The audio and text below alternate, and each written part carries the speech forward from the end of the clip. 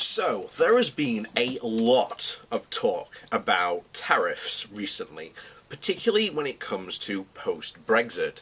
Now, a lot of the ideological driven Brexiteers, there is one seemingly constant thing, and this is the idea that we should have absolute zero tariffs when it comes to this country, particularly post-Brexit, because it will apparently mean this massive economic stimulus. Now, if it were true, the IMF, not the IMF, I think it was the IMF, recently released a report basically saying even if you abolished all tariffs completely, bear in mind the average tariff for the EU is around 3%.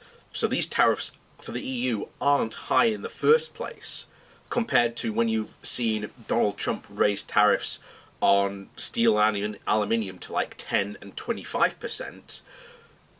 These are huge. Now, what happens, and what is essentially a tariff? A tariff is a tax on a good entering your country, which basically means it's revenue for your country, which basically means, given that the government will be losing money massively over Brexit anyway, basically saying 0% tariffs.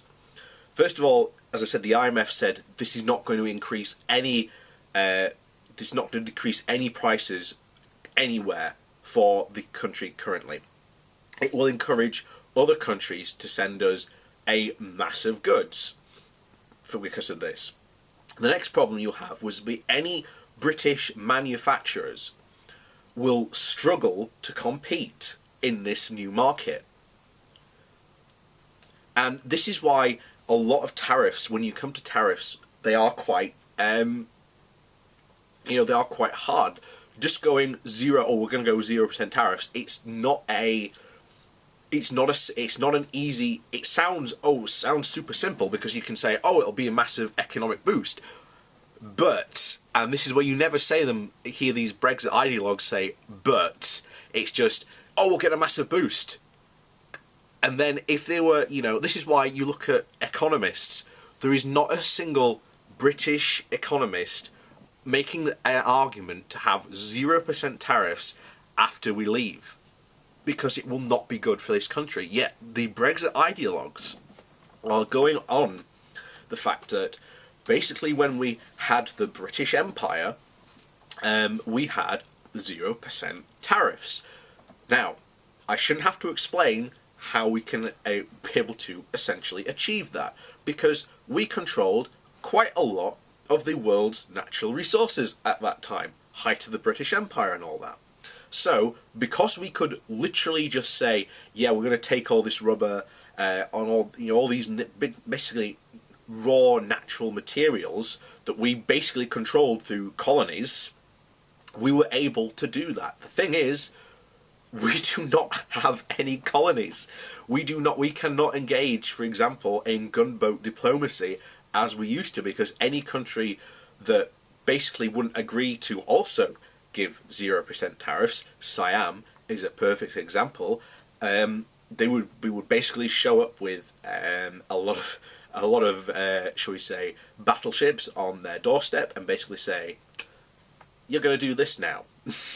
We can't do that. But this is what a lot of these Brexit ideologues want to do, but they aren't paying attention to the economic realities of basically the UK. I mean, look at the UK post World War II.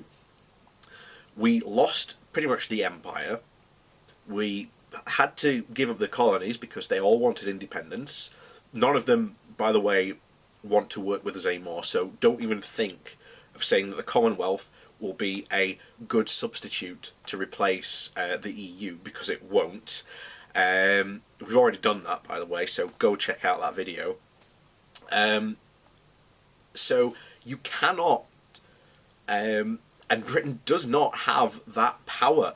And then you look at the economic history, particularly of the UK post-World War II. We came out of World War II being the only economy in Europe to actually grow. Now, post-World War II, every single decade, our GDP was in free fall by about 10%.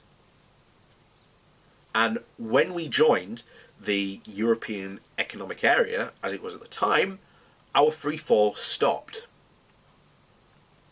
Now, I'd like to point out to people that we have gone from, I think we were the second or third fastest growing economy in the European Union.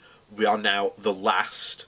And when it comes to G7 nations, we are now the last fastest growing economy. So it should raise alarm bells to people that once we leave the European Union, ideally, making all these amazing trade deals are not going to work. We've already discussed, and has been shown multiple times in the government's own white paper, and confirmed by another economist at another British university, basically said, yeah, the US trade deal is only going to add like 0.02% to the economy.